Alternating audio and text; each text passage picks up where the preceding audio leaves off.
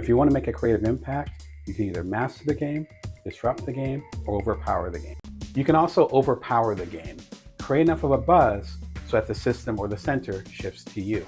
J. Cole also had long-running rap aspirations when he was down in Fayetteville, North Carolina, all the way to a little bit later on in his teenage years when him and his best friend, who's now his manager, went up to New York and waited outside of Jay-Z's offices just to give him a mixtape.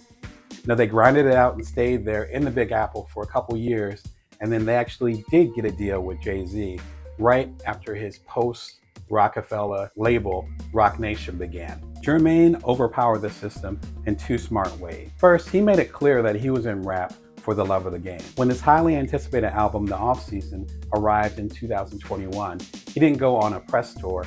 He wasn't even in the country.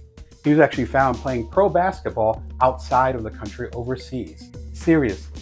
Shortly after, he would just randomly appear on the hottest rappers' albums from Benny the Butcher to Lil Durk and absolutely kill it in a guest verse.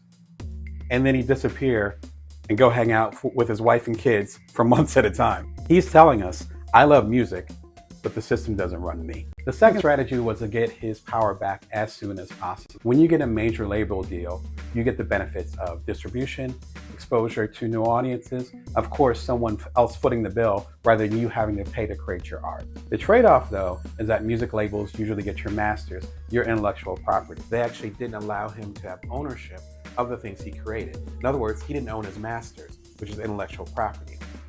So if someone wanted to use his song in a commercial, or if someone wanted to do something else with his song, then he didn't have the permission or even have to be notified that those things were happening because he didn't own it. Now, artists can sometimes negotiate to get their masters back, usually when a contract is being negotiated or a contract expires and they're being asked to re-up.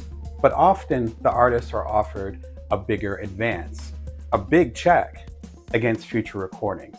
It's essentially a loan. But J. Cole had hit after hit after and didn't ask for any money. And then his breakthrough Forest Hill Drive happened. He wanted to do things independently now, and he was going for all the marbles. Freedom is power, then J. Cole is the poster child.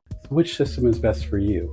Mastering the game, disrupting the game, or overthrowing the game? It really depends on how many resources you have, how long you want your journey to be, what kind of experience you want to have in your industry. If you try to overthrow the game, you better make sure that your strategy is on point. J. Cole is required to show up at his very best every time he does show up, because his showing up is so erratic and so much based on his own schedule. And the worst thing is that if you're away for a while and you show up and nobody cares. So what strategy will you use to claim your creative power?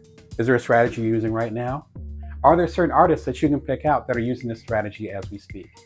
Drop a line in the comments or drop me a line or a DM. I'd love to hear your take on it. And let me know how I can support. Till next episode, remember, you can always bring your worth, you can always build.